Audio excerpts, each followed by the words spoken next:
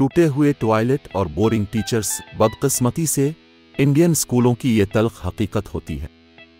ये कोई हैरानी की बात नहीं है कि बहुत से स्टूडेंट्स अपने स्कूल के दिनों का ख़त्म होने का इंतज़ार करते हैं, लेकिन दुनिया में ऐसे स्कूल भी हैं जहां डेली लाइफ अलग नज़र आती है।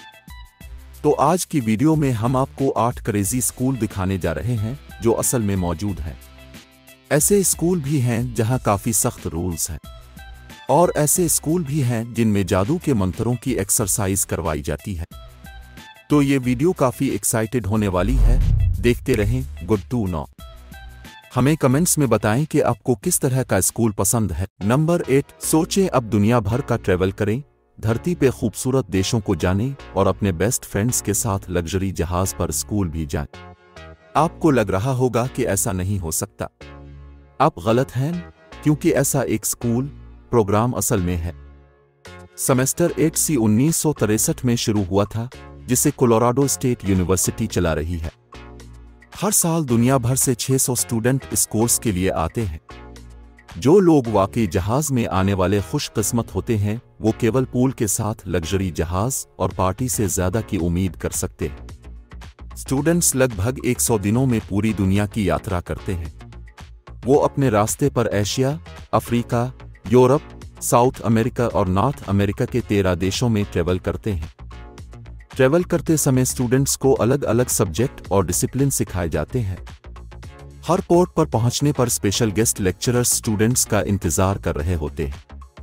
पिछले कुछ सालों में स्पीकर्स और लेक्चर देने वालों में Fidel Castro, Indira Gandhi, Michael Gorbachev, Nelson Mandela और मदर टेरेसा जैसे इतिहासक लोग शामिल हैं। अगर आपको लगता है कि प्रोग्राम बहुत अच्छा है और ये अब में तब्दीली लाएगा, तो ट्रेनिंग शिप पर 3 माह आपको 28,000 यूरो में पड़ेंगे। नंबर 7, टोक्यो में समर ओलंपिक गेम्स ने एक बार फिर दिखाया है कि चाइना दुनिया की बेहतरीन खेलों वाली कौमों में से एक है। इसके पीछे एक कारण है। चाइना में लगभग 3,000 स्पोर्ट्स स्कूल हैं, जहां 5 लाख से ज्यादा बच्चों को ओलंपिक स्टार बनने के लिए ट्रेनिंग दी जा रही है। इनमें से एक हांगजू में चिंगजिनंगलोन स्पोर्ट्स स्कूल है।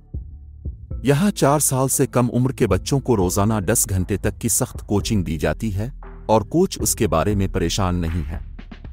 कुछ ट्रेनिंग सेशन सख्त मिलिट्री ट्रेनिंग की याद दिलाते हैं, जिसमें लड़कों और लड़कियों को हर रोज उनकी फिजिकल लिमिट की आखिरी हद तक धकेला जाता है। फोकस केवल खेलों के सेशनों पर ही नहीं होता। जब न्यूट्रिशन की बात आती है तो एक सख्त डाइट प्लान भी फॉलो करवाया जाता है। हांगजू स्कूल हर साल शहर भर के किंडरगार्टन से 900 बच्चों को भर्ती करता है। कुछ बच्चों को उनकी फैमिली के लिए शोहरत और खुशकिस्मती के वादे के साथ गांव से शहर लाया जाता है। इनमें से बहुत कम ही सही मानों में कामयाब होते हैं। केवल 10% बच्चे बाद में नेशनल और इंटरनेशनल खेलों के करियर की उम्मीद कर सकते हैं। ज्यादा बच्चों के लिए फ्यूचर रोशन नजर नहीं आता। स्कूल की ट्रेनिंग केवल एथलेटिक परफॉर्मेंस और गेम के लिए होती है, इसलिए ज्यादा स्टूडेंट्स को अपनी ट्रेनिंग पूरी करने के बाद भी रेगुलर जॉब मार्केट में कोई जॉब नहीं मिल सकती। यहाँ तक कि बहुत से लोग रोड पर आ जाते हैं और कैबरे परफॉर्मेंस के साथ जिंदा रहते हैं। नंबर 6 पे हम एक ऐसे स्कूल के साथ कंटिन्यू करते हैं जो जर्मनी, शायद पूरी दुनिया में ही अलग है। हम हरमन हेस एजुकेशन सेंटर के बारे में बात कर रहे हैं, जिसे मीडिया में एडिक्टेड क्लासरूम के नाम से भी जाना जाता है।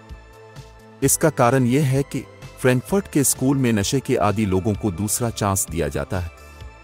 इस महफूज जगह पर अपने स्कूल छोड़ने की सर्टिफिकेट को हासिल कर सकते हैं, और अगर उन्हें प्राइवेट मसला हो तो सोशल वर्कर भी उनकी मदद करते हैं। बेहोश करने वाले मटेरियल नहीं ले सकते, यहाँ तक कि स्कूल टाइमिंग से बाहर भी। इस बात को निश्चित बनाने के लिए कि वो असल में इसी पर रहें, एक कॉन्ट्रैक्ट पहले से तैयार किया जाता है, जिसमें स्टूडेंट्स को किसी भी वक्त यूरिन का सैंपल देना पड़ सकता है। ये केवल तब होता है जब कोई ठोस शक हो। एडिक्शन के दोबारा लगने के खतरे के साथ साथ बहुत से स्टूडेंट साइकोलॉजिकल मसलों का शिकार होते हैं। नशे के मसले के अलावा आधे से ज्यादा स्टूडेंट्स को शिज़ोफ्रेनिया, ADHD और बॉर्डरलाइन जैसी बीमारी है। उन्हें अक्सर ध्यान देना और लेसन को याद रखना बहुत मुश्किल हो जाता है। टीचर्स को भी ये सब अच्छे से पता है। एंट्रेंस लेवल पर स्टूडेंट्स अपनी नई जिंदगी के आदी हो जाते हैं। स्टूडेंट्स की कामयाबी टीचर्स को ठीक साबित करती है। 2/3 से ज्यादा स्टूडेंट्स अपने गोल को पा लेते हैं। इनमें से बहुत से हाई स्कूल से ग्रेजुएट भी होते हैं, ताकि वो काम की दुनिया में जा सके।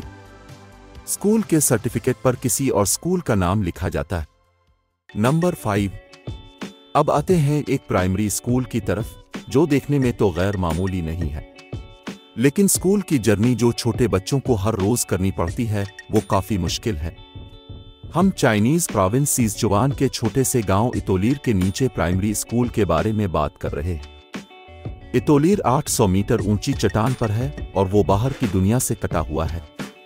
एक लंबे समय से स्कूल जाने का वाहिद रास्ता एक बुरी खस्ता हाल बांस की सीढ़ी से होता था जो डायरेक्ट खाई से जुड़ती थी। हर रोज गांव के स्टूडेंट्स को अपने स्कूल तक जाने के लिए जानलेवा सफर करना पड़ता था। उनके पास कोई सिक्योरिटी नहीं होती और वो अकेले होते हैं। 2016 में चाइनीज मीडिया को पता चला और गवर्नमेंट ने मामले की जिम्मेदारी संभाली। उन्होंने बांस की सीढ़ी को बदलकर उसकी जगह स्टील की सीढ़ी लगाई। गांव वालों के लिए हालात बेहतर हो गए, जिन्हें शॉपिंग, डॉक्टर के पास जाने और यहां तक के बच्चों को जन्म देने के लिए खतरनाक सफर करना पड़ता था। लेकिन स्टैंडर्ड के मुताबिक स्कूल जाने का ये रास्ता सेफ नहीं है। नंबर 4। ना दीवारें, ना पेन और ना कोई भारी किताबें। कोई भी जो कोपनहेगन के अस्टेड जिम्नेजियम में पहली बार एडमिशन लेता है वो यही सोचता होगा कि वो एक आम स्कूल में एडमिशन ले रहा है, क्योंकि अस्टेड जिम्नेजियम हाई स्कूल नॉर्मल नहीं है। ये दुनिया का पहला डिजिटल हाई स्कूल है जिसे किसी क्लासरूम और ट्रेडिशनल टीचिंग मटेरियल की जरूरत नहीं है। 1200 स्टूडेंट्स में से हर एक के पास अपना लैपटॉप है। आपके पास इंटरनेट 24/7 होता है और लर्निंग मटेरियल को टीचर्स डायरेक्टली क्लाउड में अपलोड कर देते हैं। लर्निंग स्कूल के मैदानों में स्टडी कॉर्नर में छोटे ग्रुप्स में होती है, क्योंकि इस स्कूल में कोई क्लासरूम और यहां तक कि टीचर्स रूम भी नहीं है। स्टूडेंट्स अपनी सीखने की स्पीड को खुद बढ़ा सकते हैं और कम भी कर सकते हैं, क्योंकि वो किसी भी वक्त रिकॉर्ड लेक्चर्स ले सकते हैं और इसे बार बार दोहरा सकते हैं। इसी कारण स्कूल इतना फेमस है। हर साल कई सौ स्टूडेंट्स को रिजेक्ट करना पड़ता है। 1200 बच्चों के साथ स्कूल हाई स्कूल तक पहुंच गया है। नंबर 3 पे हम कोलंबिया में एक ऐसे स्कूल के साथ कंटिन्यू करते हैं जो असल में काफी अलग है। ये मेडियन में पहली यूनिवर्सिटी है जो अडल्ट फिल्मों की तैयारी में 100% माहिर है। ये स्कूल एक्ट्रेस अलेहांड्रा ओमाना रुइज ने बनाया था, जिसने साउथ अमेरिका में एमरेंटे हैंक के नाम से कामयाब करियर बनाया था और उसके बहुत से फैन थे। अब वो अपनी लिबरल यूनिवर्सिटी में स्टूडेंट्स को एक्टर बनने की ट्रेनिंग देती है। अपने लाइव कोर्सेज में वो प्रैक्टिकल टिप्स देती है जो एक्टर्स को कैमरे के सामने एक्टिंग करने में मदद करती हैं।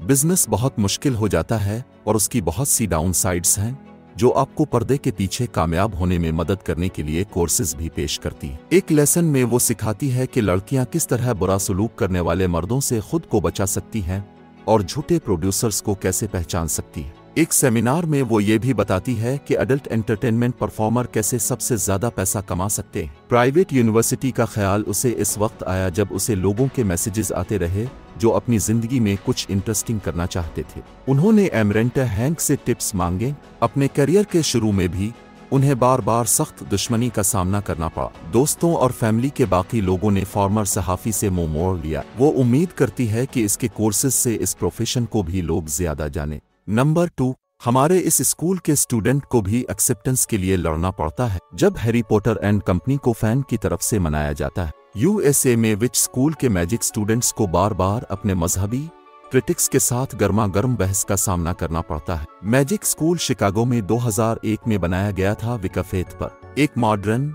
रिलीजियस मूवमेंट जो इकल थीम और वेस्टर्न एसोट्रिज्म के बारे में है। जब से मैजिक स्कूल बनाया गया 190 से ज्यादा देशों के 2,90,000 स्टूडेंट्स ने रजिस्ट्रेशन कराई और सेमिनार्स में हिस्सा लिया। यहाँ आप ट्रोकार्ड, मेडिसिन की जड़ी बूटियों और मिथ्स के बारे में सब कुछ सीख सकते हैं। कोर्सेज आपको जादू की छड़ियों को बनाने और इस्तेमाल करने का तरीका और मंत्र कास्ट करने का तरीका भी सिखाते हैं। कोर्सेज ज्यादा ऑनलाइन होते हैं, लेकिन कुछ साल पहले तक विच एक सिविल सब कैंपस हुस्टन, इलिनॉय में था। चुड़ैलों के खिलाफ बार बार प्रोटेस्ट हुए और उन पर होली वाटर भी छिड़का गया। इसके बाद शिकागो और आखिरकार सलाम मैसाचुसेट्स में भी ये मूवमेंट गई, एक ऐसे शहर में जो सलीम डाइन ट्रायल्स की वजह से दुनिया भर में मशहूर है। ये कैंपस भी अब बंद कर दिया गया है और कोर्सेज केवल ऑनलाइन करवाए जाते हैं और हमारे अपने ऑनलाइन टेलीविजन चैनल्स और रेडियो स्टेशन के जरिए लाइव ब्रॉडकास्ट किए जाते हैं।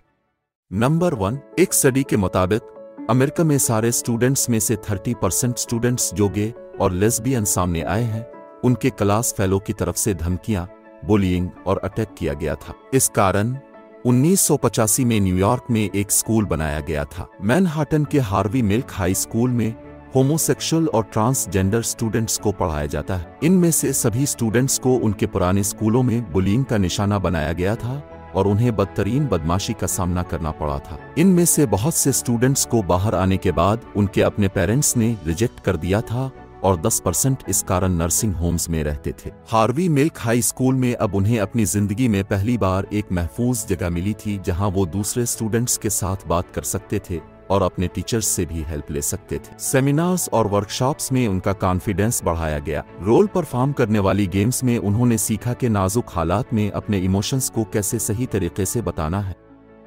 हाई स्कूल में इतने स्टूडेंट्स आए कि उन्हें 2002 में स्कूल को बड़ा करना पड़ा और अब इसमें 170 से ज्यादा स्टूडेंट्स हैं। कामयाबी के साथ 95% स्टूडेंट्स ग्रेजुएट होते हैं और 60% को कॉलेज में एडमिशन मिलता है। दूसरे स्कूलों में होमोसेक्सुअल स्टूडेंट्स के लिए ड्रॉप आउट रेट 3 टाइम्स ज्यादा है। ये थी हमारी आज की वीडियो। हमें कमेंट्स में बताएं कि आपको किस स्कूल ने सबसे ज्यादा हैरान किया और आप किस स्कूल में स्टूडेंट बनना चाहेंगे। अगर आपको ये वीडियो पसंद आई है तो उसे लाइक करें और चैनल को सब्सक्राइब करें। हम मिलेंगे आपसे अगली वीडियो में, तब तक देखते रहें गुड टू नो।